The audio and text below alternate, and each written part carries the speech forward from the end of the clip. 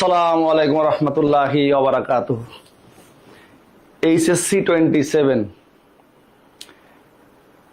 অর্থাৎ এই মার্চ 27 এর ফার্স্ট পেপারের একটা ইম্পর্টেন্ট চ্যাপ্টার, অনেক গুরুত্বপূর্ণ বিখ্যাত চ্যাপ্টার, অন্তরীকরণের ফার্স্ট ক্লাসে মানে ইন্ট্রোডাক্টরি ক্লাস। আজকে খুবই ছোট ক্লাস, আধা ঘন্টা হইতে পারে। এই ক্লাসে তোমাদের সবাইকে স্বাগত জানাচ্ছি। আশা করছি আল্লাহর অশেষ মেহেরবানিতে সবাই অনেক ভালো এবং সুস্থ আছো এবং পড়াশোনা মন দিয়ে করতেছো সবাই। তো তোমাদের সাথে অনেকদিন পরে দেখা হইলো। আমরা মাঝখান দিয়ে সেকেন্ড পেপারে একটা চ্যাপ্টার কমপ্লেক্স নাম্বার আমরা পড়িয়েছি। আশা করছি সবাই কমপ্লেক্স নাম্বারটা ঠিক মতো শেষ করতে পেরেছো বা পড়তেছো এখনো। তো আজকে আমরা অন্তরীকরণের ফার্স্ট যে ক্লাস, দেখো এই চ্যাপ্টারটা এত এত গুরুত্বপূর্ণ, এত গুরুত্বপূর্ণ। ক্যালকুলাসের একটা পার্ট, ক্যালকুলাসের একটা পার্ট হলো অন্তরীকরণ। হ্যাঁ, তোদেরকে অনেকদিন পর দেখতেছি, দেখতে অনেক ভালো লাগতেছে। অনেকদিন পর দেখতেছি তোদের, খুবই শান্তি লাগতেছে। আশা করছি সবাই অনেক অনেক ভালো আছিস, সুস্থ আছিস এবং সবার সামনে ইয়ার ফাইনাল পরীক্ষা, তার জন্য প্রিপারেশন নিচ্ছিস। আর তোদের প্রিপারেশনের জন্য আমাদের তরফ থেকে আমি এবং আমার অত্যন্ত স্নেহের আবির কিছু চ্যাপ্টারের ওয়ান শট ক্লাস দেওয়ার প্ল্যান করতেছি, যেটা তোমাদের জন্য খুব হেল্পফুল হবে ইয়ার ফাইনাল পরীক্ষায়। তো আমরা চেষ্টা করব দুইজনে মিলে যে কয়টা চ্যাপ্টার পারা যায় আর কি। আমাদের কাজের প্রেশারও আছে, অফলাইন অনলাইন মিলে। তারপরে আমরা কিছু সময় বের করে কয়েকটা চ্যাপ্টারের ওয়ান শট দিব, যেইগুলি করলে তোমরা ইয়ার ফাইনাল পরীক্ষায় ভালো করতে পারবা ইনশাল্লাহ। হ্যাঁ, আর তোদের আমাদের কোর্স তো প্রায় মানে ফার্স্ট পেপার শেষের কাছাকাছি চলে আসছে, আর বোধহয় কয়েকটা চ্যাপ্টার বাকি আছে। তো তোদের এই আমাদের কোর্স নিয়ে যদি কারো কোনো কোয়ারি থাকে বা কারো কোনো মতামত অভিযোগ থাকে, নিশ্চিন্তে নির্দ্বিধায় নিঃসংকোচে বলতে পারিস।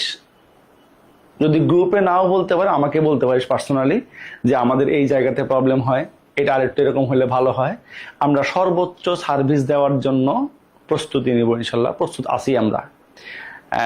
আমরা তো মানুষ, কিছু সীমাবদ্ধতা আছে, তারপরে আমাদের তরফ থেকে আমাদের জায়গা থেকে যতটুকু করা যায় আমরা পুরোপুরি তোদেরকে হেল্প করার চেষ্টা করবো ইনশাল্লাহ। কারণ তোরা আমাদের উপর ভরসা রেখেছিস, তোদের দায়িত্বটা আমরা নিয়েছি, আমরা চেষ্টা করব একদম ফুলফিল করার জন্য। হ্যাঁ, যাতে পরীক্ষায় একটা ভালো মার্কস পেয়ে তোরা শেষ করতে পারিস। হ্যাঁ, ঠিক আছে না? আচ্ছা, তাইলে আমরা আস্তে আস্তে শুরু করি। আজকে একদম ছোট্ট ক্লাস, অল্প একটা কথা বলবো শুধু। হ্যাঁ, দেখো অন্তরীকরণ ডিফারেন্সিয়েশন অধ্যায় নাম্বার কত? অধ্যায় নাম্বার 9, ফার্স্ট পেপার চ্যাপ্টার 9। আজকে লেকচার নাম্বার 1। আমরা আগেই বলছি যে এই চ্যাপ্টারটা বেশ বড় এবং অনেক ইম্পর্টেন্ট চ্যাপ্টার। হ্যাঁ, অনেক ইম্পর্টেন্ট চ্যাপ্টার। তো এই চ্যাপ্টার শেষ করতে আমাদের অনেকগুলি ক্লাস লাগবে। আমার মোটামুটি যতটুকু ধারণা, 2-1টা বা 2-3টা ক্লাস কম বেশি হইতে পারে। আমরা 15-16টা ক্লাস আমরা এই চ্যাপ্টারে নিব, 15-16টা অ্যাভারেজ। এখান থেকে 2-1টা লেকচার বাড়তেও পারে, কমতেও পারে। আমরা চেষ্টা করব ওই চ্যাপ্টারটার একদম বেসিক থেকে শুরু করে সিকিউ এমসিকিউ যেন অ্যান্সার করতে পারো এবং ভর্তি পরীক্ষাতে যেন তোমার হেল্প হয়। এইভাবে আমরা চ্যাপ্টারটা শেষ করার চেষ্টা করবো ইনশাল্লাহ। হ্যাঁ, তো অন্তরীকরণ হলো ক্যালকুলাসের একটা পার্ট, এটা আমরা একটু দেখবো এখন। হ্যাঁ, এটা আমরা একটু দেখবো। দেখো আমি লিখে রেখেছি ক্যালকুলাস। কি লিখে রেখেছি? ক্যালকুলাস। আবার কেউ ভুল করে ক্যালকুলাস বলিস না। হ্যাঁ, ক্যালকুলাস। তো ক্যালকুলাস শব্দটা কোত্থেকে আসছে বা কেন আসলো বা এটার দরকার কেন হইলো, এটা নিয়ে অনেক কথাবার্তা আছে। মোটামুটি যেটা তোমাদের যতটুকু জানলে হবে অতটুকু আমি বলবো, যতটুকু তোমাদের জানা উচিত। আচ্ছা, প্রথম কথা হলো ক্যালকুলাস একটা ল্যাটিন শব্দ। কি শব্দ বাচ্চারা? এটা একটা ল্যাটিন শব্দ। ল্যাটিন শব্দ থেকে এটা আসছে। আচ্ছা, তো এটা হলো একটা ল্যাটিন শব্দ থেকে আসছে। তো প্রাচীন যুগে মানুষজন ছোট ছোট পাথর, বা ওটাকে নুড়ি পাথর বলি আমরা, এই সমস্ত ছোট ছোট পাথর দিয়ে গণনা করত। তো ওই গণনা করতে করতেই ওইখান থেকে এই ক্যালকুলাস শব্দটার জন্ম। আচ্ছা, ক্যালকুলাসে যদি আমি একদম মিনিং বলি যে এর অর্থটা কি, অর্থটা হলো নুড়ি পাথর বা ছোট পাথর। ছোট পাথর, ক্যালকুলাসে যদি আমি অর্থ বলি যে ক্যালকুলাস মানে আসলে কি, তাইলে কি বলবো? ছোট পাথর, অথবা এটাকে নুড়ি পাথর বলতে পারি। নুড়ি পাথর, এই হলো প্রথম কথা ক্যালকুলাসের বাংলা অর্থ। হ্যাঁ, আচ্ছা, এখন একটু খেয়াল করো যে এই ক্যালকুলাস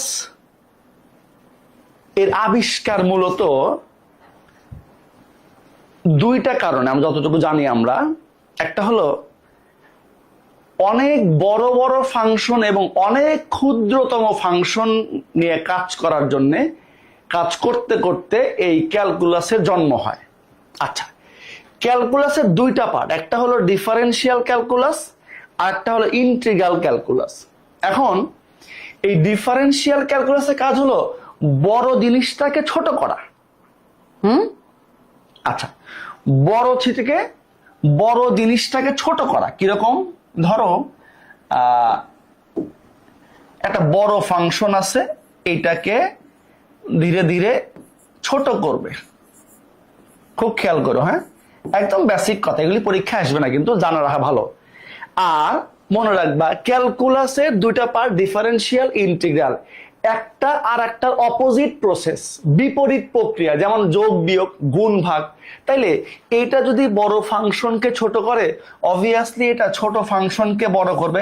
এটা আমরা ম্যাথ করতে গেলেই দেখব, এই প্রমাণটা আমরা ম্যাথ করতে গেলে দেখব। আচ্ছা, এটা বুঝলাম। হ্যাঁ, এটা বুঝলাম যে এটার কাজ হলো বড় থেকে ছোটতে আসা। হ্যাঁ, আর এটার কাজ কি? ছোট থেকে বড়তে আসা।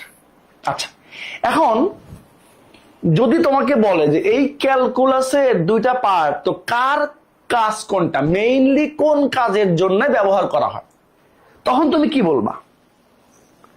ভালো করে কথাগুলো বুঝো। এই ডিফারেন্সিয়াল ক্যালকুলাস, এই ভদ্রলোকের মেইন কাজ হলো কোন বক্ররেখার কোন বিন্দুতে ঢাল নির্ণয়। তো আমরা বলতে পারি মূল কাজ, এই ভদ্রলোকের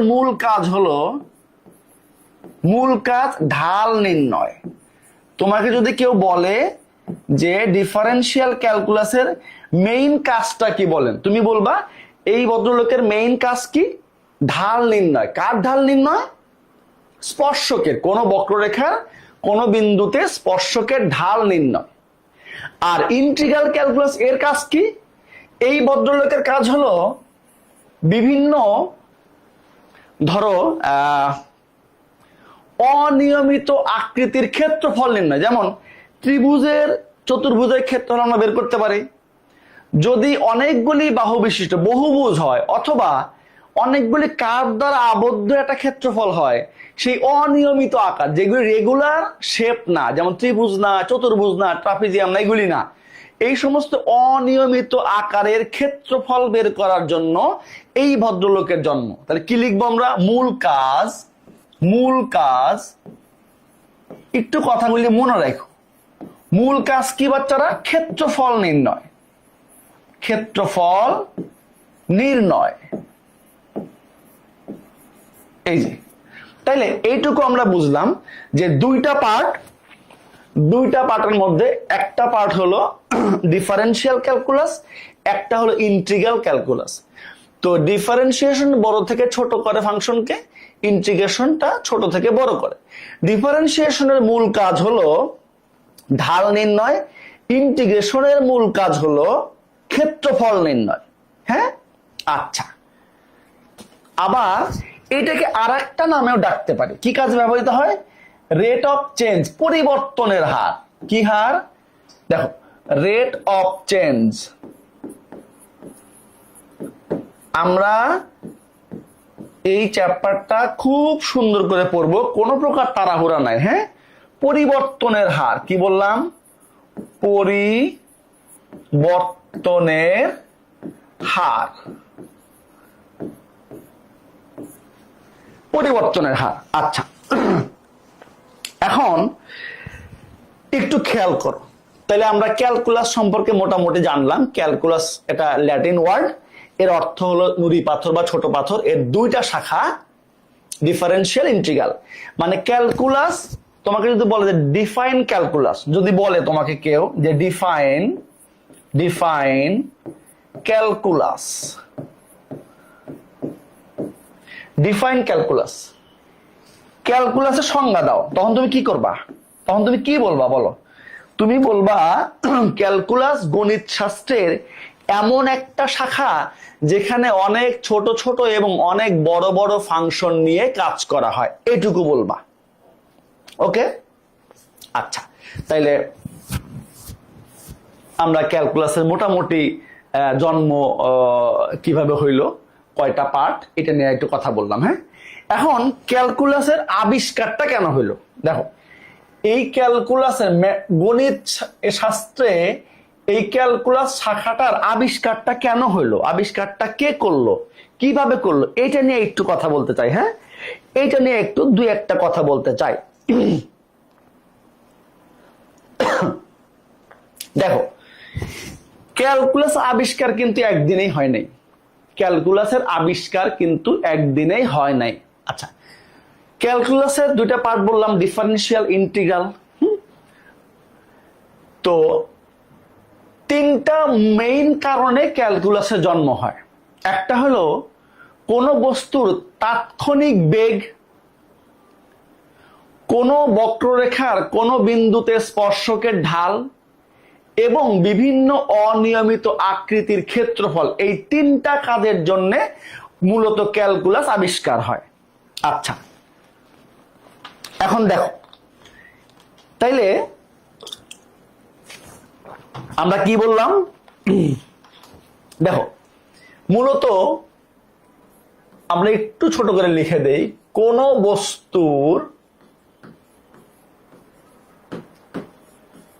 তাৎক্ষণিক গতি,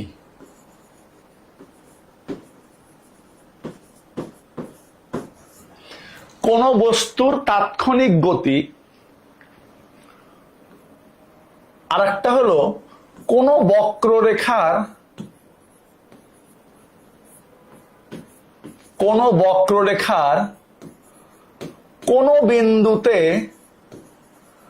কোন বিন্দুতে আমরা এগুলি সামনে আগলে আরো ডিটেলস বুঝবো আর কি। কোন বিন্দুতে স্পর্শকের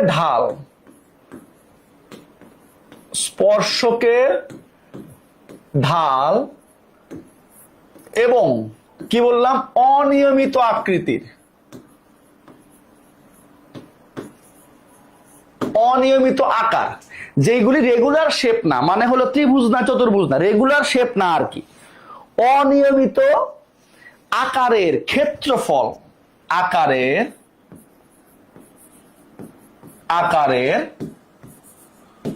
ক্ষেত্রফল নির্ণয়ের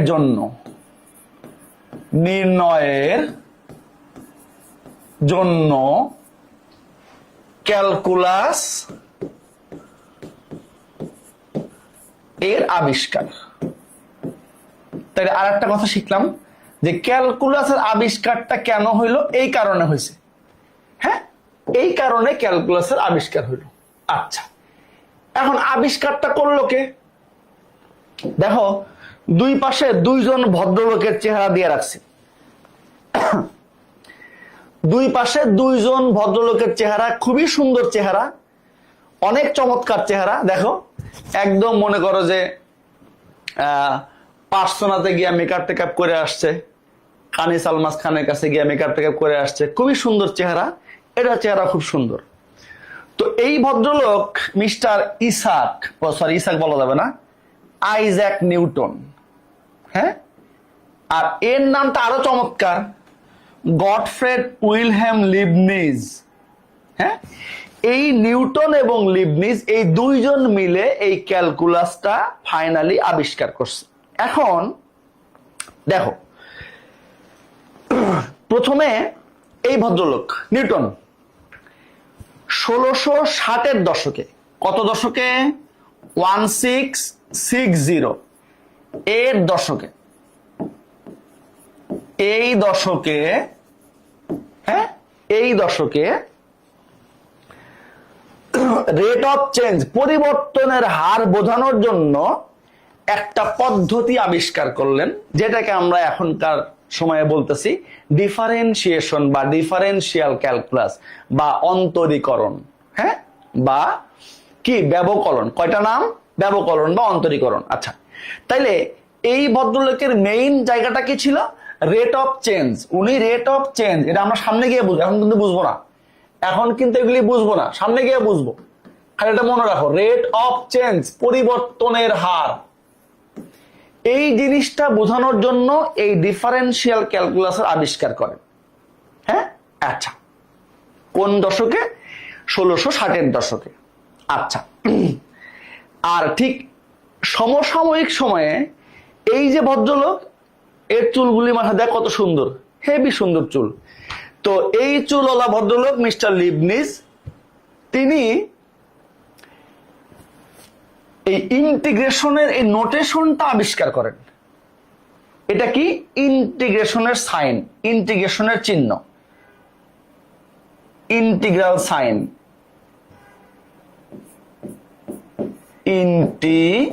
এটা পরে পড়বো আমরা, ইন্টিগ্রাল সাইন বা ইন্টিগ্রেশন নোটেশন বলতে, ইন্টিগ্রেশনের নোটেশন বলতে পারো। আচ্ছা, এরপরে আরো অনেকে কাজ করছে এগুলি নিয়ে, এরও আরো অনেক পরে, বেশ কিছুদিন পরে একটা স্ট্রাকচারাল জিনিস দাঁড় করাইছে। তো এই দুজনে মিলে বলা হয় যে ক্যালকুলাসটা আবিষ্কার করছে। এখন দেখো, এই যে দেখতেছো না কত বিখ্যাত গণিতবিদেরা, এদের ছাড়া ম্যাথমেটিক্স অচল, কিন্তু এরাও যে খুব বেশি ভালো মানুষ ছিল বিষয়টা কিন্তু এরকম না। দেখো, এখন এই আবিষ্কার করতে গিয়ে একটা ঘটনা ঘটলো। Who is the first? দেখো ঘটনা কি ঘটলো, দেখো এই যে হু ইজ দ্য ফার্স্ট, কে প্রথম ক্যালকুলাস আবিষ্কার করে? লাগলো একটা গ্যাঞ্জাম, চরম গ্যাঞ্জাম লাগলো। এখন তখনকার সময় এগুলি একটা থিওরি আবিষ্কার করলে একটা একাডেমি থাকে, ওইখানে আগে দিতে হয়, ওখান থেকে পাবলিশ হয়, তারপরে এটা প্রতিষ্ঠিত হয়। তো এই ভদ্রলোক বলতেছে আমি আগে আবিষ্কার করছি, এই ভদ্রলোক বলছে এই কাজ তো আমি আগে করছি। তো দুইজনে মোটামুটি একটা গ্যাঞ্জাম লাগলো, দুইজনে মায়ের মুখী অবস্থায়। এই গল্পগুলি কিন্তু 100% অথেন্টিক কিনা আমরা বলতে পারবো না, অনেক আগের কথা, কিন্তু জনশ্রুতি আছে তখন রয়্যাল সোসাইটির প্রেসিডেন্ট ছিলেন এই ভদ্রলোক। এই যে থিওরিগুলি রয়্যাল সোসাইটি জমা দিতে হয়, এই রয়্যাল সোসাইটির প্রেসিডেন্ট ছিলেন এই ভদ্রলোক। তো উনি পদাধিকার বলে বললেন যে আমি প্রথমে করছি। এইটা নিয়ে মোটামুটি বেশ দেন দরবার হইলো, আরো মুরব্বীরা বসে মিটকাট করে দিল। দেওয়ার পরে এর অনেক দিন পরে সর্বসম্মতিক্রমে এটা এস্টাবলিশ হইলো যে ক্যালকুলাসের আবিষ্কার দুইজন ভদ্রলোক একসাথে করেছেন, একজন নিউটন, একজন লিবনিজ। আমরা এটুকুই জানবো যে ক্যালকুলাস দুইজন মিলে আবিষ্কার করেছেন, তবে ডিফারেন্সিয়াল ক্যালকুলাসে এর অবদান বেশি আর ইন্টিগ্রাল ক্যালকুলাসে এর অবদান বেশি। এটুকু তোমরা জানো, এটুকু জানলে চলবে। আচ্ছা, এই হলো দুজনের আবিষ্কারের সময় একটু মনে করো যে কুচকাওয়াজ লাগছে দুজনের, এইগুলো নিয়ে একটু গ্যাঞ্জাম লাগছে, পরে সর্বসম্মতিক্রমে একটা সিদ্ধান্ত আসছে। আচ্ছা, এখন আমরা আজকে কথা বলবো কি নিয়ে? আজকে কথা বলবো আমরা, আমাদের আজকের পার্ট হলো কি? অন্তরীকরণ। আমরা অন্তরীকরণ চ্যাপ্টারটা পড়বো। তাহলে এটা বুঝলাম যে ক্যালকুলাস কেন আবিষ্কার হইলো, কোন কারণে, এই তিন কারণে আবিষ্কার হয়েছে মোটামুটি। এরপরে আরো অনেক সেক্টরে ক্যালকুলাসের অ্যাপ্লিকেশন আছে, মূলত এই তিনটা জিনিস বের করতে গিয়েই তারা এই জিনিসটা আবিষ্কার করেছেন, দুইজনে মিলেই করেছেন। আমরা দুজনকে ক্রেডিট দিচ্ছি। আচ্ছা, এখন আসেন অন্তরীকরণ চ্যাপ্টারটাতে কি কি আছে, একটু চ্যাপ্টারটার ম্যাপিং করি, আমরা কি কি শিখবো, কি কি আছে এর মধ্যে। দেখো, অন্তরীকরণ চ্যাপ্টারটার আমরা মোটামুটি 4টা ভাগে ভাগ করতে পারি। নাম্বার 1 লিমিট, সব থেকে ইম্পর্টেন্ট বলতে পারো, কিন্তু দুঃখের বিষয় হলো যে এখানে অনেক কিছু পড়বো আমরা, কিন্তু ম্যাথ আসবে কম। 2 মার্কসের একটা ম্যাথ আসতে পারে, 4 মার্কস আসার চান্স খুবই কম। এখন কিন্তু অনেকগুলি থিওরি আছে, অনেকগুলি জিনিস না বুঝলে তুমি সামনে আগাইতে পারবে না। আর এই ডিফারেন্সিয়েশন দেখো, এটা হলো শুধুমাত্র 9.1 একটা চ্যাপ্টার, একটা। আর এরপরে যে বেসিক ডিফারেন্সিয়েশন অন্তরীকরণ, এইখানে চ্যাপ্টার আছে মোটামুটি ধরো 9.2 থেকে 9.6 পর্যন্ত, এই পর্যন্ত। এটা হলো একদম বেসিক ডিফারেন্সিয়েশন। হ্যাঁ, এটা হলো একদম বেসিক ডিফারেন্সিয়েশন। এটা কি একদম বেসিক ডিফারেন্সিয়েশন। এইটা ভালো করে না শিখলে তুমি সামনে আগাইতে পারবা না। বেসিক ডিফারেন্সিয়েশন, হ্যাঁ, এই বেসিক ডিফারেন্সিয়েশন। আচ্ছা, এরপরে আসো পর্যায়ক্রমিক অন্তরীকরণ, সাকসেসিভ ডিফারেন্সিয়েশন। এটা হলো একটা চ্যাপ্টার 9.7। এটা মোস্ট ইম্পর্টেন্ট একটা চ্যাপ্টার। এখান থেকে অন্তরীকরণ যত সিকিউ আছে, এখান থেকে 4টা মার্কস মোটামুটি কনফার্ম থাকে। হ্যাঁ, মোটামুটি কনফার্ম থাকে 4টা মার্কস। আমরা 3 স্টার দিলাম। দেখো, এটাও কিন্তু ইম্পর্টেন্ট, কিন্তু এটা বেসিক। এখান থেকে 2 মার্কসের প্রশ্ন 4 মার্কস আসতে পারে, নাও পারে। কিন্তু সিকিউতে এই সাকসেসিভ ডিফারেন্স অন্তরীকরণের যে এই পার্টটা, পর্যায়ক্রমিক অন্তরীকরণ, এখান থেকে একটা 4 নম্বরের প্রশ্ন মোটামুটি গ্যারান্টেড আসবে। এরপর বাকি থাকলো কি অন্তরীকরণের প্রয়োগ, অ্যাপ্লিকেশন অফ ডিফারেন্সিয়েশন। এখানে চ্যাপ্টার আছে কয়টা? 2টা, 9.8 এবং 9.9। এটাও সমানভাবে ইম্পর্টেন্ট। তোমাদের যেই পরীক্ষাতেই অন্তরীকরণ থাক না কেন সিলেবাসে, এখান থেকে একটা সিকিউ আসবেই। আর ওই সিকিউটার মধ্যে তুমি যদি শুধু 9.789 করো, মোটামুটি 8 নাম্বার কনফার্ম পাবাই বলা যায়। বোর্ড পরীক্ষায় এখান থেকে একটা সিকিউ আসবে। আর যেহেতু ফুল সিলেবাস তোমাদের, একটা সিকিউ মোটামুটি গ্যারান্টেড বলা যায়, একটা সিকিউ থাকবে। আবার ইন্টিগ্রেশনের সাথে মিলে আর একটা হইতে পারে, একটা মিনিমাম থাকবেই। আর এমসিকিউ আসবে, যেহেতু ফুল সিলেবাস, 2টা বা 3টা, 2টা অথবা 3টা এমসিকিউ।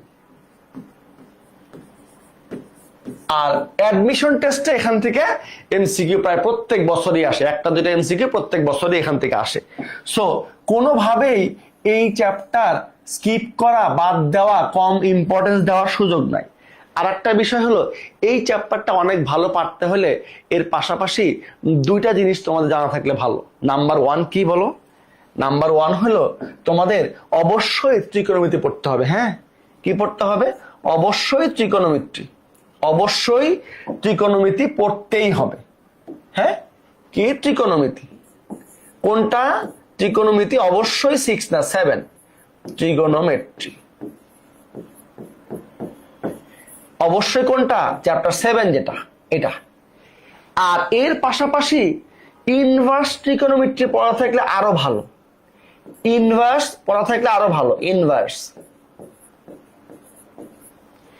ইনভার্স ট্রিগোনোমেট্রি, এটা হলো সেকেন্ড পেপারে চ্যাপ্টার 7, ট্রিগোনোমেট্রি। এটা না পড়া থাকলে কোনো অসুবিধা নাই, কিন্তু থাকলে ভালো।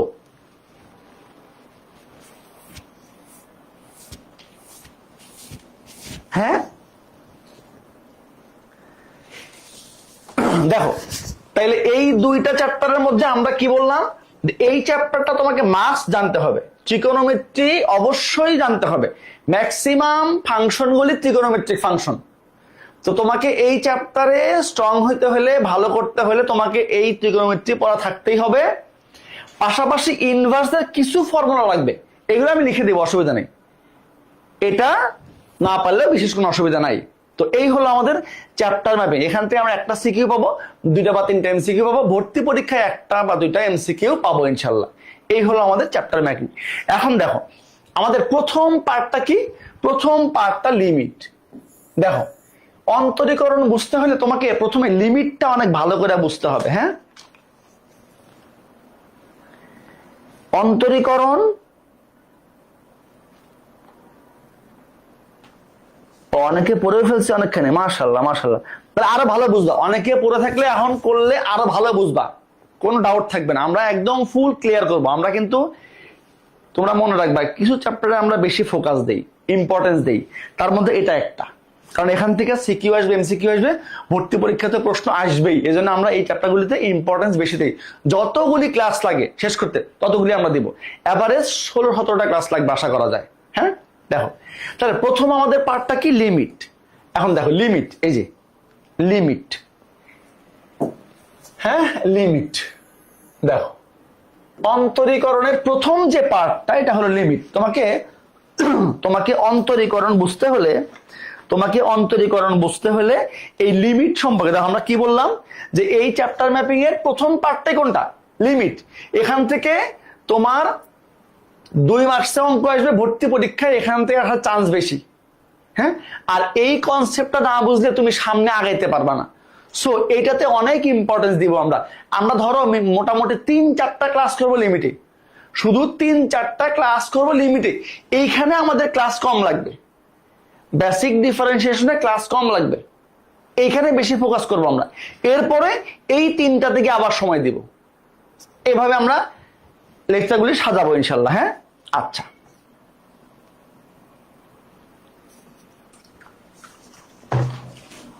এই কার কি সমস্যা রে, লেকচার অন্ত সব থিওরি, এটা কি নোট করতে হবে? সামিয়া, সামু বা সমু, এই তুই একটা নোট দিছিস কমপ্লেক্স নাম্বারের, আজকে অনেক সুন্দর নোট। আমরা সব টিচাররা এই নোটটা দেখছি আমরা আজকে। হ্যাঁ, আমরা সব টিচাররা এই নোটটা দেখছি আজকে। তো নোটটা অনেক সুন্দর, অনেক কংগ্রাচুলেশনস, অনেক ধন্যবাদ, অনেক দোয়া তোর জন্য, অনেক কষ্ট করে করছিস। এবং আমরা এটা নিয়ে কথা বলছি আজকে। হ্যাঁ, আমরা আজকে এটা নিয়ে কথা বলছি, এটা নিয়ে কথা বলছি আমরা সব টিচাররা, আমাদের অফিসের স্টাফরা অনেক পছন্দ করছে তোর নোট, তোর জন্য অনেক দোয়া। হ্যাঁ, তোর সাথে যোগাযোগ করতে পারে, মিরাজ তোকে ফোন দিতে পারে, অনেক অনেক ভালো হয়েছে। হ্যাঁ, আচ্ছা না ফাংশন লাগবে না। তো আমরা লিমিটে আসি। এখন লিমিট আসলে কি, দেখো লিমিট মানে কি, সীমা বলতে আসলে কি বোঝায়?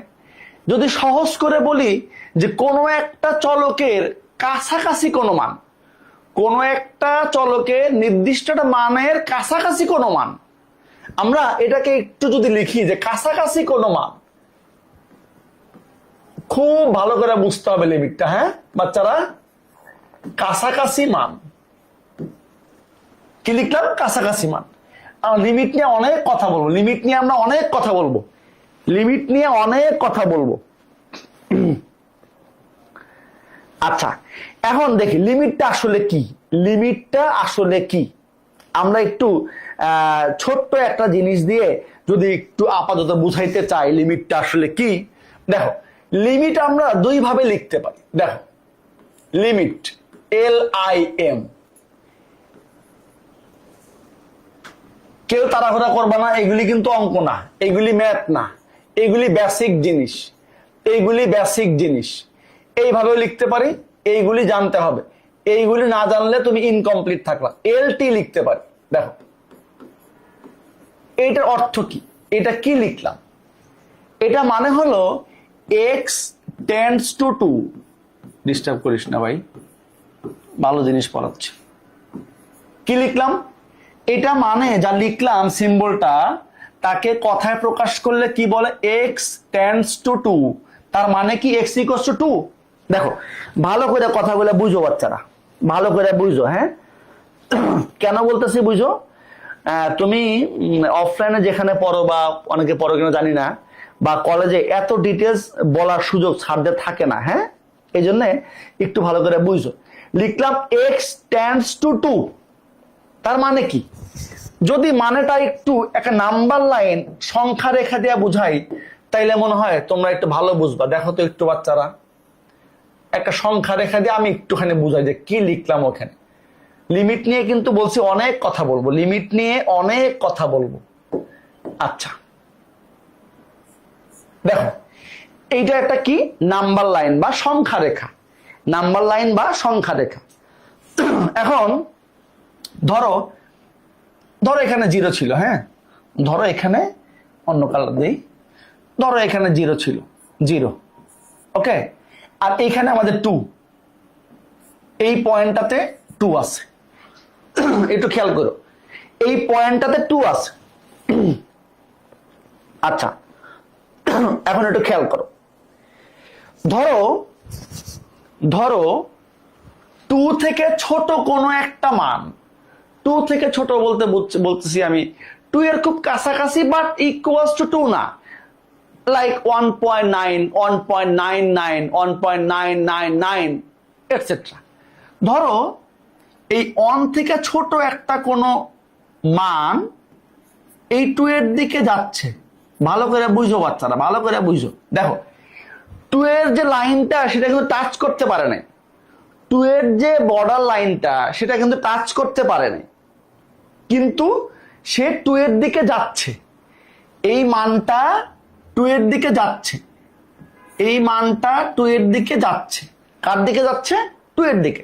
ধরলাম এই মানটা 1.999, তাহলে দেখো 1.999 অ্যাপ্রক্সিমেটলি ইকুয়াল টু 2, 2 এর খুব কাছাকাছি একটা মান, কিন্তু একদম 2 কিন্তু না, 2 এর যে বর্ডার লাইনটা সেটা সে টাচ করতে পারবে না কখনোই। আচ্ছা এখন যদি এই দিক থেকে একটা জিনিস আসে, আর একটা মান আসছে, মনে করো এই দিক থেকে একটা মান আসলো, ধরো এরকম, খেয়াল করো বাচ্চারা, দেখো এই দিক থেকে আর একটা মান আসছে 2 থেকে একটু বড়, ধরো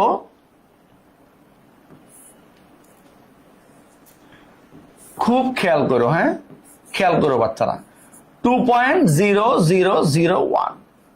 দেখো এটা মানে কিন্তু অ্যাপ্রক্সিমেটলি ইকুয়াল টু 2, 2 এর খুব কাছাকাছি একটা মান, 2 এর খুব কাছাকাছি একটা মান। আচ্ছা আমি যদি এটা একটু অন্য কালার দেই তাহলে বুঝতে সুবিধা হবে না। দেখো আমরা কিন্তু বলছি অধৈর্য হওয়া যাবে না, আমরা লিমিট নিয়ে অনেক কথা বলবো, কোনোভাবে অধৈর্য হওয়া যাবে না। দাঁড়াও আমরা একটু অন্য কালার দিই, হ্যাঁ তাইলে ভালো বুঝবা তোমরা। আমরা একটু অন্য কালার দেব, হ্যাঁ কি কালার দেবো, ধরো এই কালার দিলাম,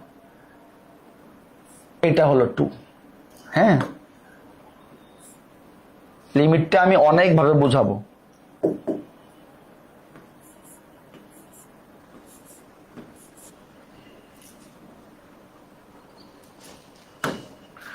এই জন্য কিন্তু অধৈর্য হওয়া যাবে না।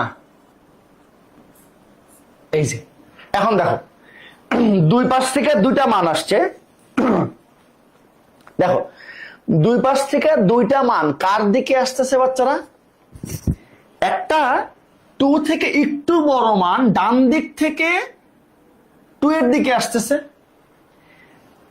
সিমিলার ওয়েতে 2 এর বাম দিক থেকে 2 থেকে একটু ছোট কিন্তু 2 এর কাছাকাছি একটা মান 2 এর দিকে যাচ্ছে, কিন্তু এই যে 2 এর বর্ডার লাইনটা এটা কিন্তু কেউ টাচ করতে পারে নাই, তার মানে এই মানটা এক্স্যাক্টলি নট ইকুয়াল টু 2। আচ্ছা এখন এই ভদ্রলোক বাম থেকে আসতেছে, এই জন্য এর নাম হলো লেফট হ্যান্ড লিমিট। কি নাম? Left hand limit. আমরা আরো অনেক কথা বলবো লিমিট নিয়ে, কেউ অধৈর্য হবে না, বারবার বলছি কথা, অধৈর্য হওয়া যাবে না। আর এই ভদ্রলোক ডান থেকে আসতেছে, এই জন্য এনার নাম হলো রাইট হ্যান্ড লিমিট। আচ্ছা বলো এইটুকু বুঝছো কিনা?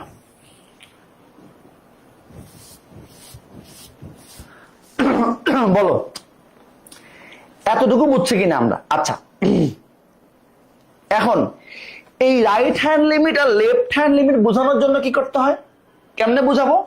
দেখো লেফট হ্যান্ড লিমিট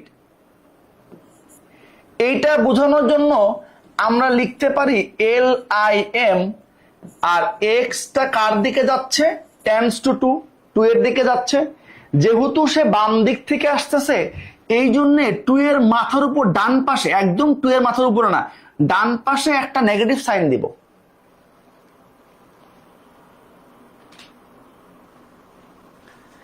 হামিম খান টাচ করা যাবে না, সরি হামিদা খান আইডি থেকে টাচ করা যাবে, এটা আগুন, এটা এখানে একটা আগুন রাখা হয়েছে। এরা বলা হয়েছে ভাই তুমি যতই আগাও, তুমি 2 এর যে বর্ডার লাইন টাচ করতে পারো, টাচ করলে তুমি মরে যাবা, বাস্ট হয়ে যাবে।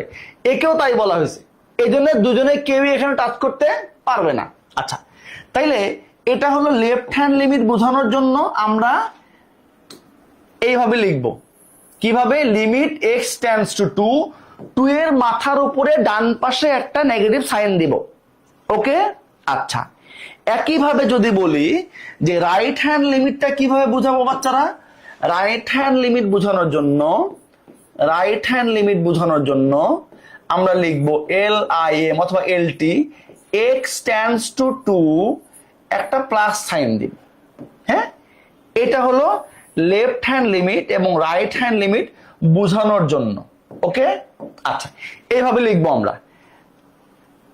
এভাবে লিখলে বুঝবো লেফট হ্যান্ড লিমিট, এভাবে লিখলে বুঝবো রাইট হ্যান্ড লিমিট। আচ্ছা, এখন আরেকটু সামনে আগাই আমরা। হ্যাঁ, আরেকটু খেয়াল করি। এটা বুঝলাম আমরা যে left hand limit, right hand limit কি, এটা একটু আপাতত বুঝলাম। এখন আমরা আরেকটু সামনের দিকে আগাই।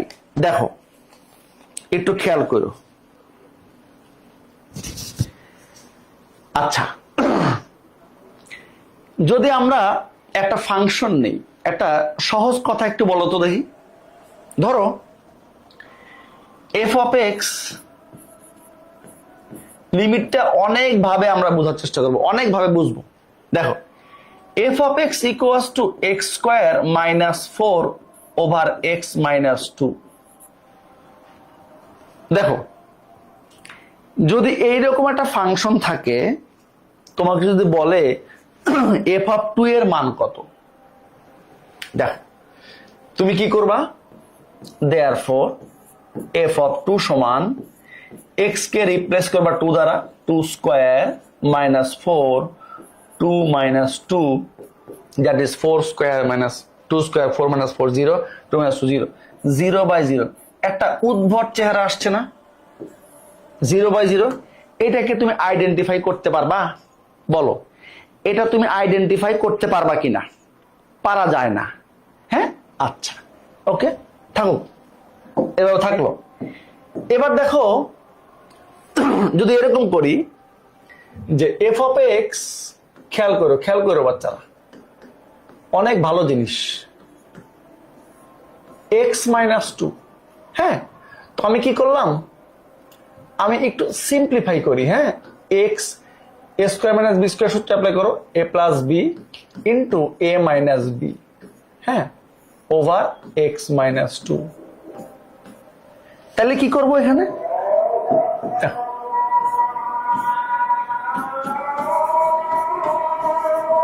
x plus 2। হ্যাঁ, তাহলে এখন আমরা বলতে পারি যে অতএব f of 2 equals to 2 plus 2 equals to 4। বলো বলো ঠিক আছে কিনা? এই ক্যালকুলেশনটা ঠিক আছে কিনা বলো? এই ক্যালকুলেশনটা কি ঠিক আছে? আচ্ছা, আজান দিচ্ছে। হ্যাঁ, আমরা 1 মিনিট ব্রেক দিই, আজান দিচ্ছি। আজানটা শেষ হোক, 1 মিনিট আজান শেষ হোক। হ্যাঁ,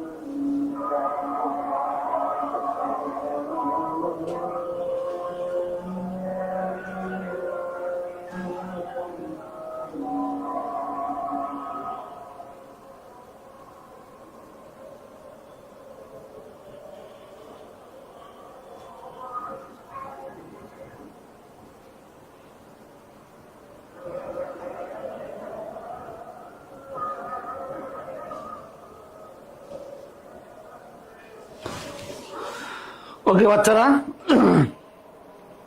দেখো দেখো আদান শেষ। হ্যাঁ, ফাংশনের ক্লাস লাগবে, অবশ্যই নিব, অবশ্যই নিব, চিন্তা করিস না, ফাংশনের ক্লাস নিব। এখন দেখো, এই যে ক্যালকুলেশনটা করলাম, একটা জঘন্য ক্যালকুলেশন না? এটা কি ঠিক হয়েছে? এটা কোনোভাবেই ঠিক হয় নাই। দেখো কেন ঠিক হয় নাই বাচ্চারা, এটা কোনোভাবেই ঠিক হয় নাই। এটা একটা সাংঘাতিক ভুল করছি না? বলতো কেন ভুল করলাম? দেখো, এটা ম্যাথমেটিক্সের একটা বেসিক রুলস আমরা ব্রেক করে ফেলছি। কেমনে? দেখো কেমনে করছি বলতো বাচ্চারা? এটা ভুল, ঠিক হয় নাই।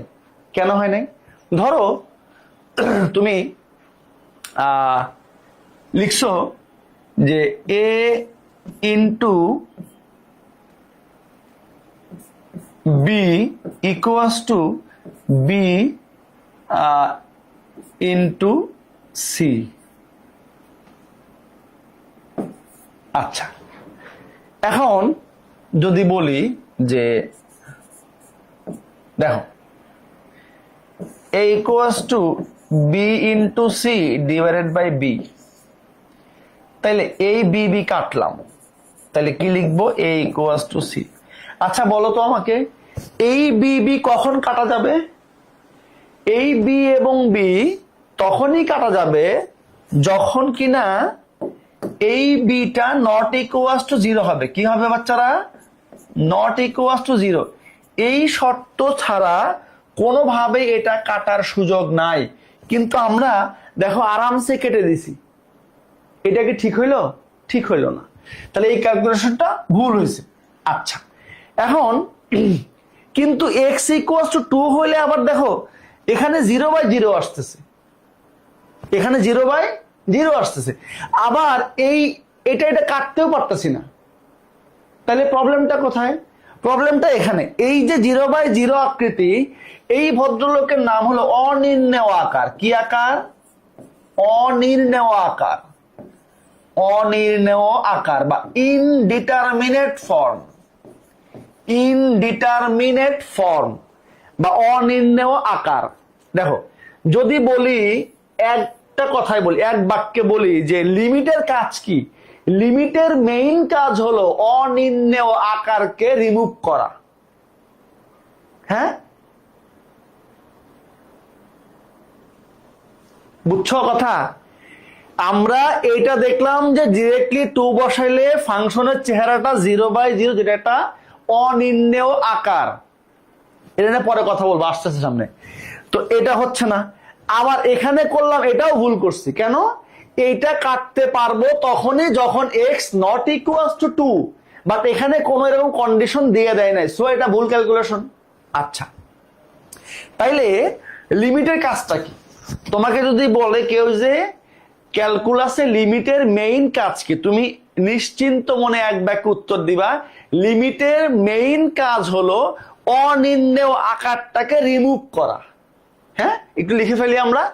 লিমিটের মেইন কাজ কি বাচ্চারা বলো? লিমিট, প্রত্যেকটা কথা খেয়াল করো, নোট করো। হ্যাঁ, লিমিটের মেইন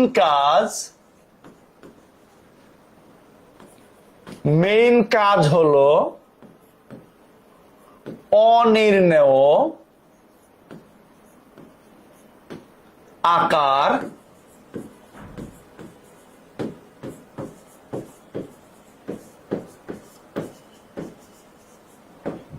রিমুভ করা। লিমিটের মেইন কাজ কি তাইলে? অনির্ণেয় আকারটাকে রিমুভ করা। এটুকু বুঝলাম? আচ্ছা, তাইলে আমরা এখান থেকে কয়েকটা জিনিস শিখলাম। কি শিখলাম? নাম্বার 1, যে কোনো ফাংশন যদি এই চেহারায় আসে এটাকে অনির্ণেয় আকার বলবো, এটা মান বের করতে পারবো না। সেকেন্ড হলো, এই জিনিসটা তখনই কাটতে পারবো যখন এই চলকের মান এই 2 এর সমান হবে না। 2 থেকে বড় অথবা ছোট। দেখো, 2 থেকে বড় হইলেও মান পাবো, 2 থেকে ছোট হইলেও কোনো না কোনো মান পাবো, কিন্তু এক্স্যাক্টলি এক্স এর মান যেখানে 2 সেখানে কোনো ফাংশনের অস্তিত্বই নাই। 3টা জিনিস মনে রাখবে। নাম্বার 1, যে 2 থেকে বড় কোনো মানের জন্য ফাংশনের মান এক্সিস্ট করে, ছোট কোনো মানের জন্য ফাংশনের মান এক্সিস্ট করে, কিন্তু এক্স এর মান যখন 2 হয়ে যায় তখন ওই বিন্দুতে কোনো ফাংশনই এক্সিস্ট করে না। আচ্ছা, আর অনির্ণেয় আকারটাকে রিমুভ করার জন্য লিমিটের হেল্প নিতে হয়। তাহলে লিমিট যে ভদ্রলোক, এর মেইন কাজ কি? এর মেইন কাজ হলো যে ফাংশনটা এই ফরম্যাটে থাকবে, এই ফরম্যাটটা সে রিমুভ করতে তোমাকে হেল্প করবে। ক্লিয়ার? ওকে, এবার সামনে আগাই। অনেক মজার জিনিস, দেখো অনেক ভালো লাগবে। আচ্ছা, আমরা আরেকটু কপি করতে পারি। এই স্লাইডটা লাগবে আমার, এই স্লাইডটা আবার লাগবে আমার। হ্যাঁ, এটা লাগবে বাচ্চারা। হ্যাঁ, এটা লাগবে আমার। তাইলে যদি লাগে এটা, দেখো আমরা এখন একটু এটাকে মুছে দিব। হ্যাঁ, দেখো খুব খেয়াল করো, কোনো তাড়াহুড়া করো না। হ্যাঁ, কোনো প্রকার তাড়াহুড়া করার দরকার নাই, আমি আস্তে আস্তে সব বুঝাবো। আমি বলছি না যে লিমিটে আমরা 3-4টা ক্লাস করব। লিমিটের ধরো মেইন জিনিসপত্র, লিমিটের প্রপার্টিজ, লিমিটের ম্যাথ, এগুলা করতে করতে আমরা 3-4টা ক্লাস পার করব। তাইলে লিমিটের সব ম্যাথ আমরা করতে পারবো, আশা করা যায়। এরপরে বেসিক ডিফারেন্সিয়েশনে আমাদের সময় কম লাগবে। আবার আমরা 9.7, 8, 9 এই 3টাতে বেশি সময় দিব। ওকে, আচ্ছা, তাইলে যা রে বাবা, বিরক্ত করিস না, গেছে না? আচ্ছা, এখন দেখো আমরা এই যে লিমিটের ওই যে x = 2 ওই বিন্দুতে কোনো মানটা নাই, এটা আমরা একটু আরো আরেকভাবে দেখি, অন্যভাবে দেখি একটু। হ্যাঁ, দেখো যদি আমরা সেম ফাংশনটা নিয়ে কথা বলতে চাই, ধরো f(x) কি ছিল আমাদের, ওই সেম ফাংশনটা নিয়ে কথা বলি, তাহলে বুঝতে সুবিধা হবে না। এটা নিচে কি ছিল বাচ্চারা? x - 2। আচ্ছা, তো এখানে আমরা যেটা দেখলাম যে x = 2 এর জন্য এটার কোনো মান পাওয়া যাচ্ছে না। আচ্ছা, এখন একটু আরেক ভাবে দেখবো। দেখো x = 2 বসাইলে এটা কি হয়? 0/0 আকার চলে আসে। আচ্ছা, এখন আমরা যেটা করতে চাই, x এর মানটা ধরো 0 বসাবো না, 2 বসাবো না, 2 থেকে একটু ছোট যে কোনো মান বসাবো। হ্যাঁ, একটু ছোট যে কোনো মান বসাবো। ধরো আমরা এভাবে চিন্তা করি, x = 1.99 দিলাম। একটু ক্যালকুলেটর প্রেস করো তো বাচ্চারা। x যখন 1.99 তখন তোমার মেইন ফাংশন, দেখো x = 1.99 হলে f(x) এর ভ্যালু কত হবে? দেখো একটু ক্যালকুলেটর হিসাব করো, ক্যালকুলেটর প্রেস করো, কত হয় দেখো, ক্যালকুলেটর প্রেস করো, হবে 3.99। দেখো 3.99। এখন তুমি বলো স্যার আরেকটু বড় ভ্যালু বসান, আমি আরেকটু বড় ভ্যালু দিলাম, 2 এর একদম কাছাকাছি ট্রিপল লাইন দিলাম, তাইলে এফ অফ এক্স এর মান কত আসে? সেম আসবে 3.999। হ্যাঁ ঠিক আছে বাচ্চারা, আরেকটু বড় ভ্যালু দাও, 4টা 9 দাও। খুব খেয়াল করে, এগুলি একদম বেসিক জিনিস। হ্যাঁ, এইগুলি অনেক স্ট্রং থাকতে হবে, তাহলে তুমি লিমিটের ম্যাথ করতে গেলে হেল্প পাবা। হ্যাঁ, এটা কি নিচে চলে গেল? সোজা হওয়া বাবা। দেখো 1 2 3 4। একটা জিনিস খেয়াল করো, একটা জিনিস অবজার্ভ করো, তুমি যখন এক্স এর মানটা 2 থেকে ছোট বা 2 এর কাছাকাছি যাচ্ছে এরকম মান, এটা একটু কাছাকাছি যাচ্ছে, এটা আরো কাছাকাছি, এটা আরো কাছাকাছি, অর্থাৎ 2 এর ছোট মান থেকে 2 এর দিকে আগাচ্ছ। যদি আমি এইভাবে চিন্তা করি যে ধরো এরকম একটা লাইন দিয়ে দিই তোমাকে, সরি, ধরো এরকম ধরো। হ্যাঁ,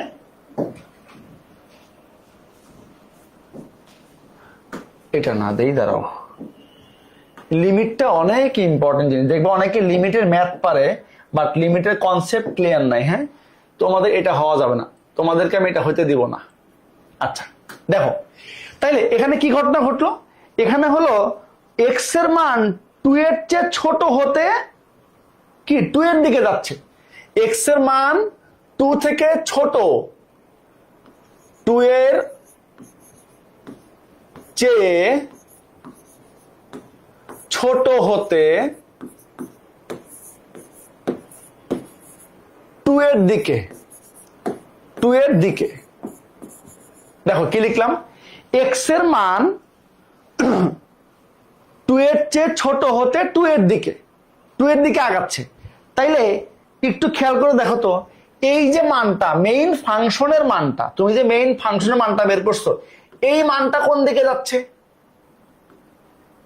এই মানটা কিন্তু কার দিকে? এটা কিন্তু এই মানটা এক্স এর মানটা কার দিকে যাচ্ছে? এক্স এর মানটা যাচ্ছে 2 এর দিকে, 2 এর দিকে, 2 এর দিকে। তাইলে এই মেইন ফাংশনের মানটা কার দিকে যাচ্ছে? 4 এর দিকে যাচ্ছে না? খেয়াল করো, দেখো এটা 4 এর কাছাকাছি, এটা আরো কাছাকাছি, এটা আরো কাছাকাছি।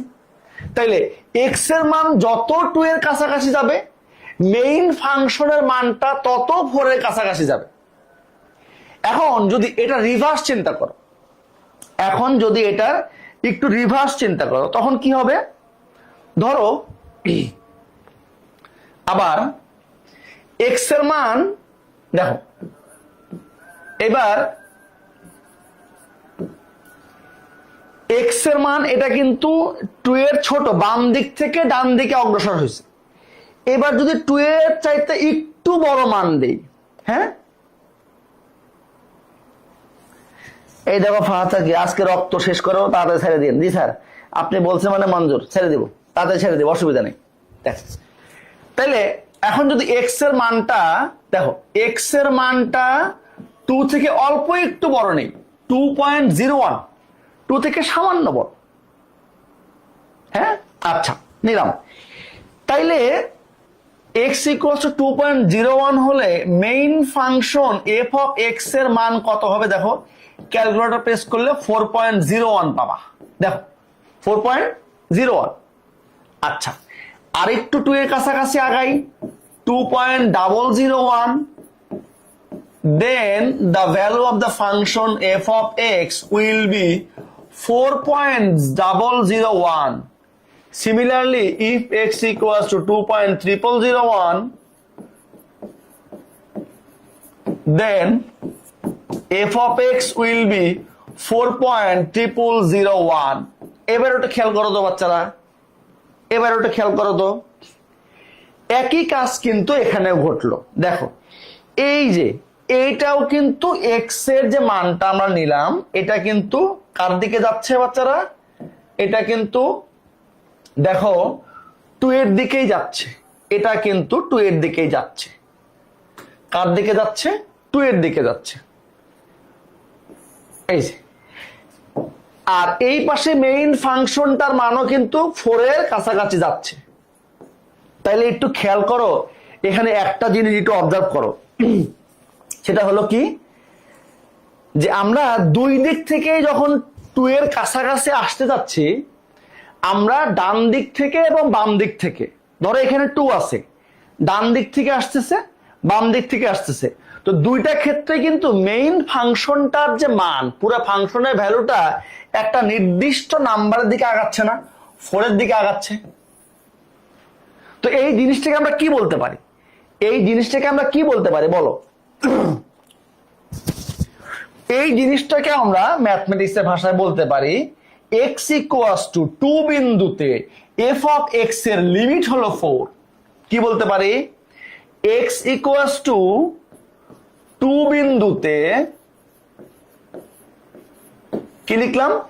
x ইকুয়ালস টু 2 বিন্দুতে f অফ x ফাংশনের লিমিট বা f অফ x এর লিমিট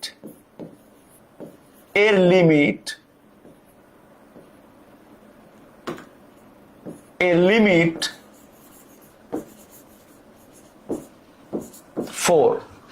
ওই যে বলছিলাম x টেন্ডস টু 2 মানে কিন্তু x ইকুয়ালস টু 2 না, মানে x এর মানটা 2 এর দিকে যাচ্ছে।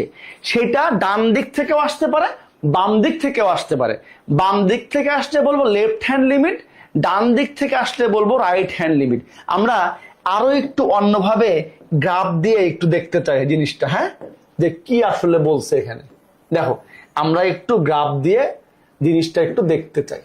দেখো ধরো আমরা এখানে যদি লিমিট x টেন্ডস টু 2 লিখতো, তাহলে এটাকে আমরা ফ্যাক্টরাইজ করতে পারতাম, x মাইনাস 2 কাটতে পারতাম, আমাদের থাকতো কি x প্লাস 2। এই x প্লাস 2 দেখো তোমরা ফার্স্ট পেপারে স্ট্রেট লাইন পড়ে আসছো না বাচ্চারা? বলো পড়ে আসছো কিনা? এটা যদি এরকম থাকতো, লিখে দেয় এখানে, ধরো এরকম আছে এই ফাংশনটা লিমিট, খেয়াল করো এবার, এই যে x টেন্ডস টু 2 আছে, এবার কিন্তু বলে নাই যে x এর মান 2। যখনই এটা বলবে তখন x minus 4 by x minus 2 এটা কিন্তু আমি এখন কাটাকাটি করতে পারবো, কারণ x এর মান তো 2 না, x এর মান কি 2 তো না। যখনই 2 না হবে তখনই কিন্তু আমরা দেখো x টেন্ডস টু 2, এই যে x plus 2 into x minus 2 divided by x minus 2, এখন কিন্তু আরামসে কাটতে পারবে। এই যে তাহলে কি থাকলো? x plus 2। এখন এই যে x প্লাস 2 এটা কিন্তু একটা স্ট্রেট লাইন। x প্লাস 2 কি বাচ্চারা? x প্লাস 2 কি বলতো? একটা স্ট্রেট লাইন, বিকজ আমরা পড়ে আসছি না যে চলকের পাওয়ার এখানে 1, চলকের পাওয়ার 1 মানে কি এটা স্ট্রেট লাইন রিপ্রেজেন্ট করবে, হ্যাঁ। আর যদি চলকের পাওয়ারটা মোর দ্যান 1 হয়, then it will be curve. Curve মানে বক্ররেখা, সেটা হইতে পারে সার্কেল, হইতে পারে প্যারাবোলা, হইতে পারে হাইপারবোলা, হইতে পারে ইলিপস এটসেট্রা। কিন্তু এটা অবভিয়াসলি একটা স্ট্রেট লাইন। এখন আমি একটু তোমাদেরকে স্ট্রেট লাইন দিয়ে একটু দেখাই যে আমরা লিমিট নিয়ে যে কথা বললাম এটা আসলে কি বোঝাচ্ছে, হ্যাঁ। একটু স্ট্রেট লাইন দিয়ে দেখাই। দেখো যারা অধৈর্য হবা তারা ক্লাস না করলেও কোনো অসুবিধা নাই, কারণ আমি আগেই বলছি আমি স্ট্রেট লিমিট নিয়ে অনেক কথা বলবো, আমি লিমিট নিয়ে কিন্তু অনেক কথা বলবো। 3-4টা ক্লাস আমাদের লিমিটের ম্যাথ করতে যাবে। সো কেউ অধৈর্য হইলে সে ক্লাস না করলেও কোনো অসুবিধা নাই, হ্যাঁ, কোনো অসুবিধা নাই। আচ্ছা, this is X axis and this is Y axis, এই তো। আচ্ছা, তাহলে x প্লাস 2 আমরা একটু আগে বললাম যে x প্লাস 2 একটা স্ট্রেট লাইন। ধরলাম যে এই স্ট্রেট লাইনটার চেহারা, ধরলাম যে স্ট্রেট লাইনটার চেহারা মনে করো এইরকম, চেহারাটা এরকম দিলাম, হ্যাঁ, দেওয়া যায়, দিলাম এরকম। এখন আমরা লিমিটটা একটু দেখাবো যে লিমিটটা আসলে কি বলছে, লিমিটটা আসলে কি বলছে এখানে। দেখো খেয়াল করো, ধরো আমাদের এই পয়েন্টে ধরো আমাদের এই পয়েন্টে 2টা আছে, এই পয়েন্টে 2 আছে, হ্যাঁ, এটা তো বাই ডিফল্ট অরিজিন 0 0 0, তো এক্স এর মান 1 2 3 পজিটিভ দিকে আছে। তো এখন আমরা একটু আগে যে লিমিটটা বসাইছি না, খেয়াল করো, এই যে এটা মানে হলো ধরো এই দিক থেকে সে 2 এর কাছাকাছি যাইতে চাচ্ছে বা যাচ্ছে, 2 এর দিকে যাচ্ছে, হ্যাঁ। আচ্ছা, আবার এই দিক থেকেও দেখো 2 এর কাছাকাছি আসতেছে। এখন একটু খেয়াল করো বাচ্চারা, ভালো করে একটু খেয়াল করো। এখন দেখো যখন x এর মান 2, আমরা কি বললাম এখানে x ইকুয়ালস টু কত বাচ্চারা? 2। তখন এই ফাংশনের মানটা দেখো, খুব খেয়াল করো, হ্যাঁ, ভালো করে একটু খেয়াল করো। দেখো এইখান বরাবর আসছে না, খেয়াল করো তো। যখন x ইকুয়ালস টু 2, তখন 2 এর সোজাসুজি উপরে উঠছে এটা। আচ্ছা, এখন এই বাম দিক থেকে এই 2 এর কাছাকাছি আসতেছে, মানে হলো উপরের জিনিসটাও এই দিক থেকে 2 এর কাছাকাছি আসতেছে, এটা একটা। আবার এখান থেকেও 2 এর কাছাকাছি যাচ্ছে, দেখো খেয়াল করো। আচ্ছা, এখন একটু খেয়াল কর, এইটাকে আমরা বলতেছি কি? Left hand limit. এটাকে কি বলতেছি? এটাকে বলতেছি আমরা লেফট হ্যান্ড লিমিট, তাই না? কেমনে লিখবো? এল T X, L I am লিখে দেই, L I am x tends to 2, এই যে মাইনাস এফ অফ এক্স। আর এইটাকে বলতেছি রাইট হ্যান্ড লিমিট। এটাকে আমরা এক্সপ্রেস করতেছি কিভাবে? Limit x tends to 2 plus F of x. এখন দেখো ঘটনাটা দেখো, এখন যখন এখানে 2 আসছে, তখন এই মানটা y এর মানটা এখানে, y এর মান মানে কি? মেইন ফাংশনের মান, y equals to x plus 2, এটা y। তাহলে এইটুকু হলো আমার মেইন ফাংশনের মান, এটুকু, হ্যাঁ। আর এই যে পয়েন্টটা খেয়াল করো, আমি এখানে একটা মুছে দিই, হ্যাঁ, এখানে আচ্ছা একটা সার্কেল দিয়ে দিই, দাঁড়াও। এই যে 2,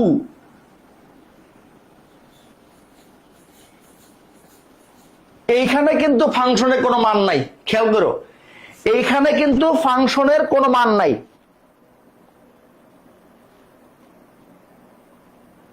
দেখো এইখানে কিন্তু ফাংশনের কোনো মান নাই। এখন তাইলে ঘটনাটা কি ঘটলো দেখো, এখান থেকে আরেকটা জিনিস খেয়াল করো, লেফট হ্যান্ড লিমিট এবং রাইট হ্যান্ড লিমিট, কোন ফাংশনের লিমিট অস্তিত্বশীল বা লিমিট আছে কিনা বা লিমিট থাকবে তার একটা শর্ত পূরণ করলে, হ্যাঁ, কি? এটা একটু লিখে দিই, দাঁড়াও। কোন ফাংশনের limit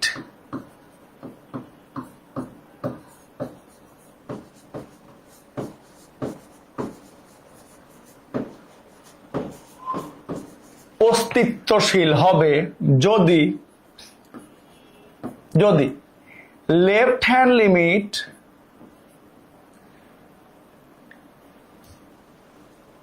equals to right hand limit হয়। এই কথাটা মনে রাখবা, কোন ফাংশনের লিমিট এক্সিস্ট করবে বা লিমিট অস্তিত্বশীল হবে যদি লেফট হ্যান্ড লিমিট এবং রাইট হ্যান্ড লিমিট দুইটা সমান হয়, লেফট হ্যান্ড লিমিট এবং রাইট হ্যান্ড লিমিট দুইটা যদি সমান হয় তাইলে ওই ফাংশনের লিমিট এক্সিস্ট করবে, তাছাড়া এক্সিস্ট করবে না।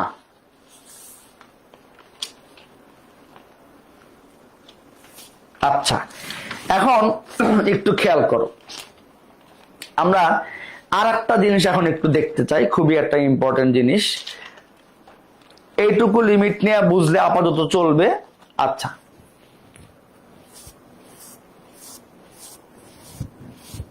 তাহলে যেমন এই ফাংশনে এক্স্যাক্টলি 2 বিন্দুতে দেখো আমরা কি বললাম যে 2 বসাইলে যেহেতু 0/0, দেখো 2 বসাইলে 0/0 আকার আসে, মানে 2 এক্স্যাক্টলি x = 2 বিন্দুতে ওই ফাংশনের কোনো অস্তিত্ব নাই।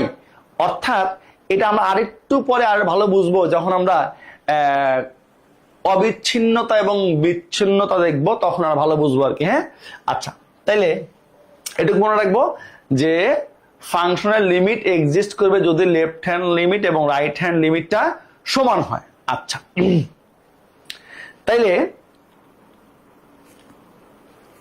এই যে x = 2 বিন্দুতে x এর f(x) এর লিমিট 4, তার মানে হলো এক্স্যাক্টলি x = 2 বিন্দুতে, একটু লিখে দেই কথাটা তাইলে আর একটু ভালো মনে থাকবে, এক্স্যাক্টলি x = 2 বিন্দুতে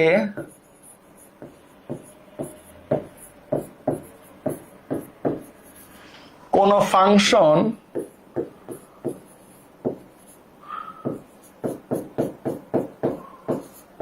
এক্সিস্ট করে না। আচ্ছা, এটা ওকে। এখন এই লিমিটের 0/0 আকার যে আমরা একটু আগে দেখলাম, দেখো এই যে 0/0 আকার, এইগুলি নিয়ে আমাদের একটু পড়াশোনা করা লাগবে। হ্যাঁ, বিশেষ করে দুটা জিনিস, অনির্ণেয় এবং অসংজ্ঞায়িত, এই দুটা জিনিস কি আমাদের একটু বুঝতে হবে। দেখো আমরা এখন এইটা একটু বুঝবো। দেখো, অনির্ণেয় ও অসংজ্ঞায়িত আর একটা ইম্পর্টেন্ট টপিক। হ্যাঁ,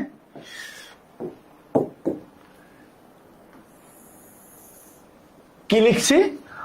অনির্ণেয়, ইনডিটারমিনেট ফর্ম, আর অসংজ্ঞায়িত মানে আনডিফাইন্ড, আনডিফাইন্ড, আনডিফাইন্ড। দেখো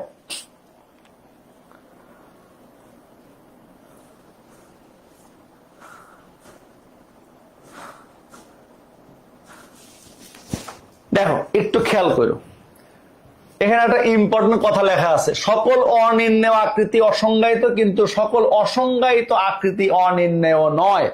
এটা আমরা একটু বুঝবো এখন। প্রথমে আমরা একটু লিখি যে অসংজ্ঞায়িত, অসংজ্ঞায়িত, দেখো অসংজ্ঞায়িত,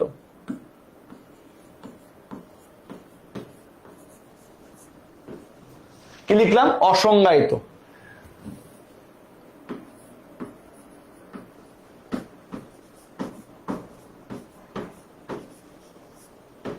অসংজ্ঞায়িত, সংজ্ঞায়িত নয়, আনডিফাইন্ড।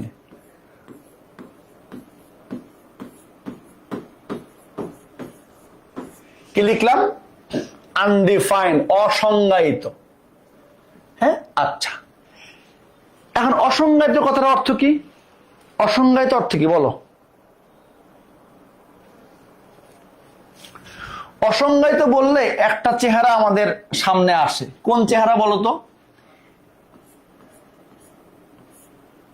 1/0, 1/0 আসে অসংজ্ঞায়িত। যেমন 10, 90 কত? আনডিফাইন্ড, অসংজ্ঞায়িত, 1/0। এখন এই 1/0 আসলে কি বলো? 1/0 ইকুয়ালস টু আমরা বলতে পারি প্লাস মাইনাস ইনফিনিটি। ভালো করে বুঝো বাচ্চারা, অসংজ্ঞায়িত 1/0 মানে আমরা বলতে পারি যে প্লাস মাইনাস ইনফিনিটি।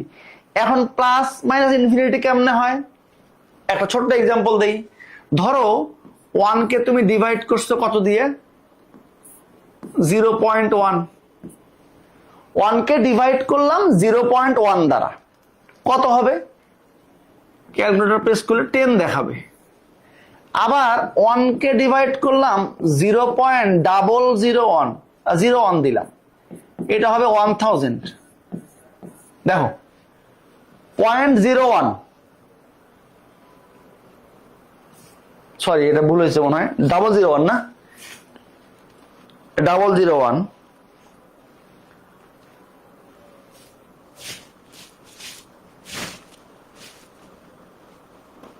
001 না, 001 001। আচ্ছা আচ্ছা, আবার এটাকে আবার একটু ভাগ করব 0.0001, তখন হবে 10,000। আচ্ছা, এখন দেখো এইভাবে যদি মান বসাইতে থাকি, এক সময় গিয়ে এই মানটা বড় হইতে হইতে কি হবে বলতো? আরো বসালাম, এক সময় আপ টু প্লাস ইনফিনিটির দিকে যাবে। শেষ পর্যন্ত কোথায় যাবে? প্লাস ইনফিনিটির দিকে যাবে। এখন তুমি যদি সেম কাজটা এভাবে করো, দেখো সেম কাজটা এভাবে করো, কি করবা? 1 কে ডিভাইড করবা -0.1 দ্বারা, ইট উইল বি -10। 1 কে ডিভাইড করবা -0.001, এটা দেখাবে -10,000।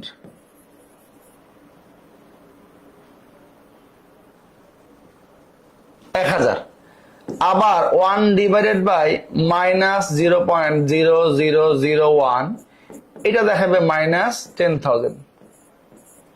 আচ্ছা দেখো একই ঘটনা ঘটতেছে, এটাও কিন্তু চলতে চলতে এক সময় কোথায় গিয়ে দাঁড়াবে?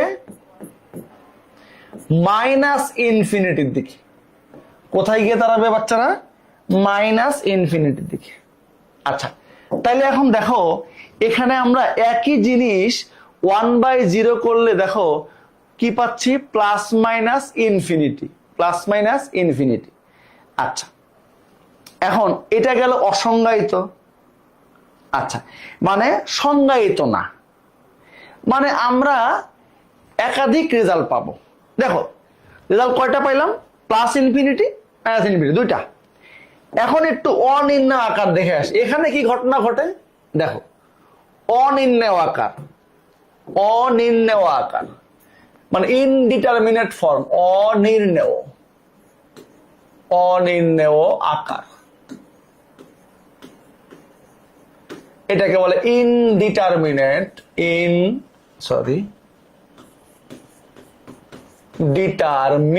Form, FORM। আচ্ছা এটার চেহারা কি বাচ্চারা একটু আগে দেখে আসছি না আমরা? এটার চেহারা হলো কি 0/0, এই চেহারা। এখন এইটার সংজ্ঞাটা কি আসলে? দেখো এটার সংজ্ঞাটা কি? আচ্ছা যদি এক বাক্যে বলি, এটার মেইন কনসেপ্ট হলো এখানে অসংখ্য রেজাল্ট। এক কথায় লিখলাম অসংখ্য রেজাল্ট। কেমনে হয় দেখাচ্ছি। অসংখ্য রেজাল্ট, হ্যাঁ অসংখ্য রেজাল্ট। আর এটার ক্ষেত্রে বলতে পারি একাধিক রেজাল্ট।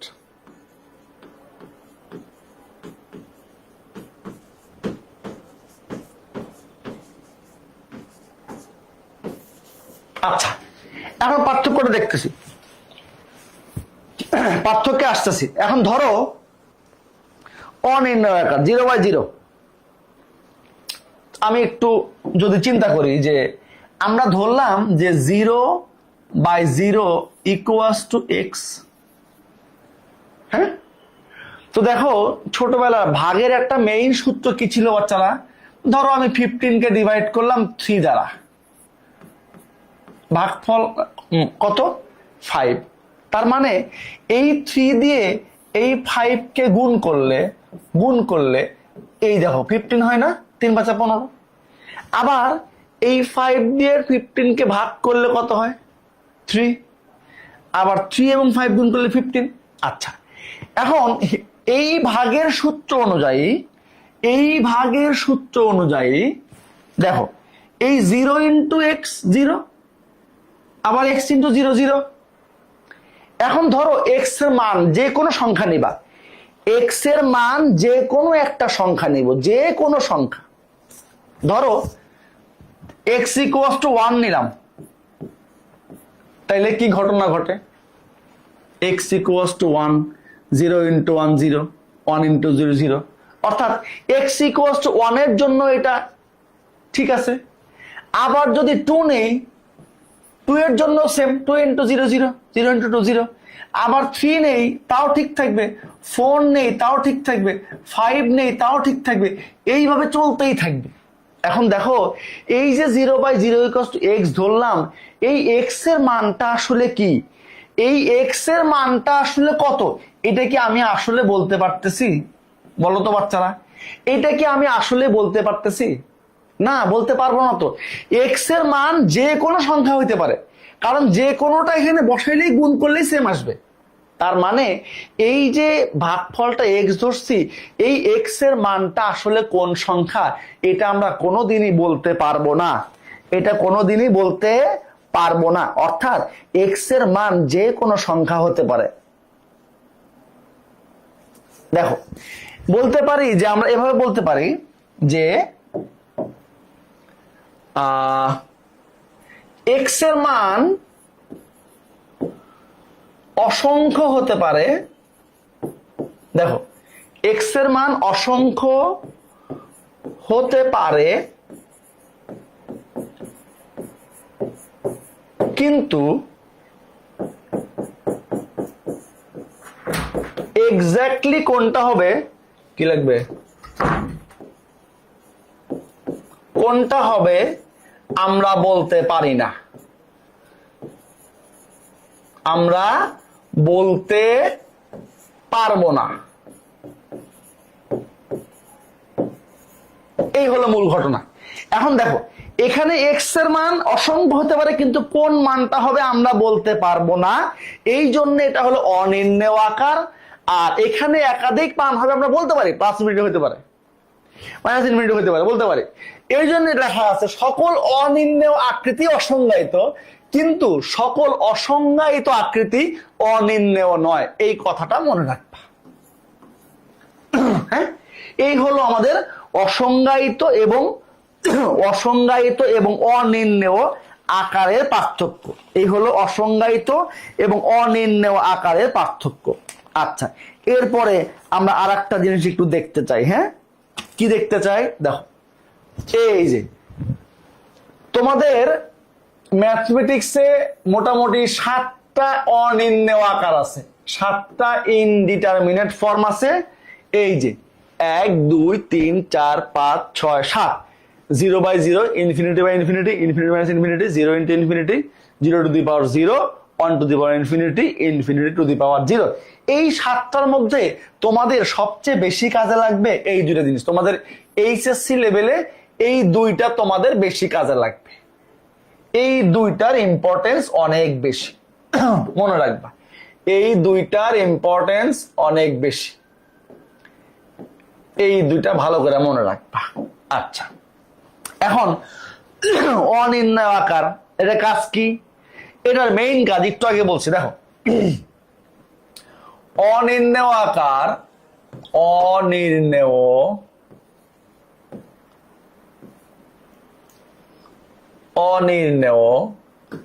আকার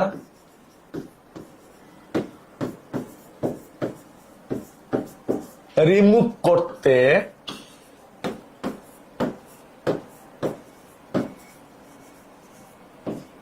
কি লিখলাম? অনির্ণেয় আকার রিমুভ করতে আমরা লিমিট ব্যবহার করি।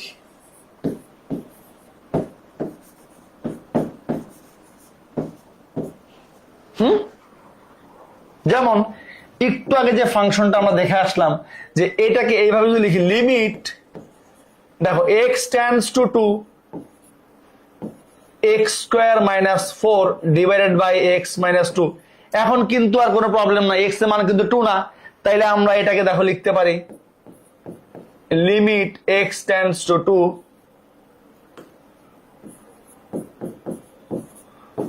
x plus 2 into x minus 2 divided by x minus 2। এই দেখো কত সুন্দর এখানে কাটতে পারি। তাইলে এবার লিমিটটা বসাও, লিমিট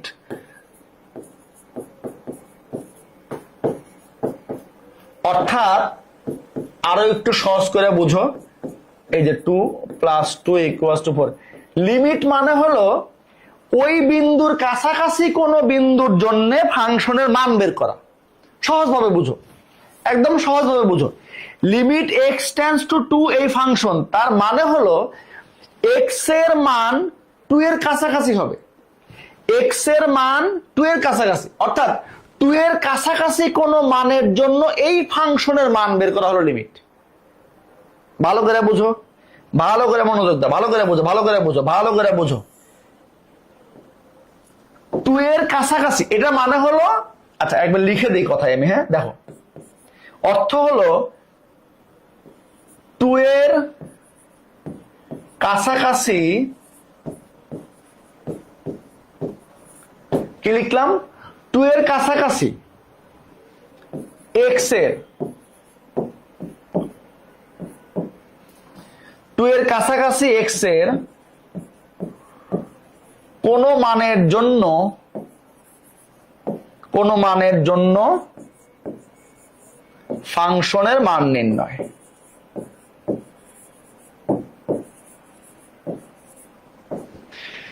2 এর কাছাকাছি এক্স এর কোন মানের জন্য ফাংশনের মান, এই হলো লিমিট। ওকে, আচ্ছা এরপরে এই যে এই জিনিসটা তোমাদের খুব একটা কাজে লাগবে না, কিন্তু আমি একটু যেহেতু রিলেটেড জিনিস একটু লিখে রাখছি। 3টা জিনিস দেখো তো বাচ্চারা, একটা হলো ইনফিনিট, একটা ডাজ নট এক্সিস্ট, একটা নট ডিফাইন্ড বা আনডিফাইন্ড। হ্যাঁ দেখো 3টার মেইন জিনিস কি লিখে রাখছি, 3টার মেইন জিনিস খেয়াল করো। 3টার মেইন জিনিস কি খেয়াল করো। মেইন পার্থক্যটা কি, ইনফিনিট মানে হলো অসীমের দিকে যাচ্ছে, ইনফিনিট মানে হলো অসীমের দিকে যাচ্ছে, অসীমের দিকে যাচ্ছে এই যে। আর ডাজ নট এক্সিস্ট মানে কোনো একক মান পাওয়া যায় নাই।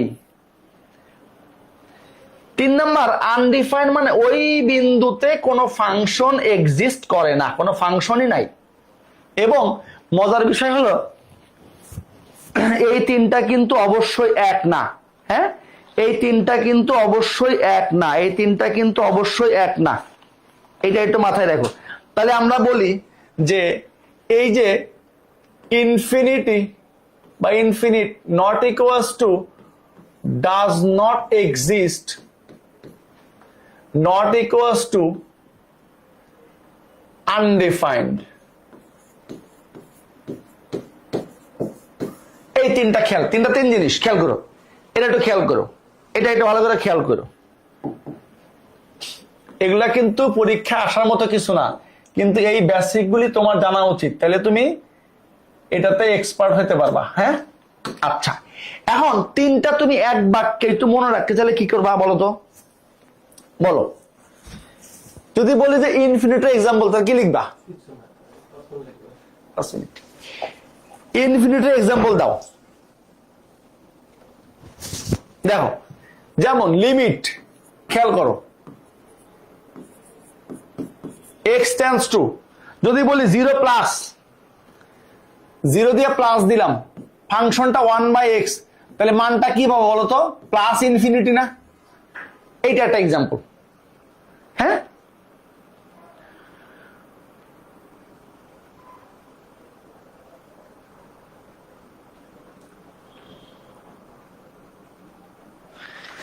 আর ডাজ নট এক্সিস্ট, এটা হলে কি হবে দেখো, লিমিট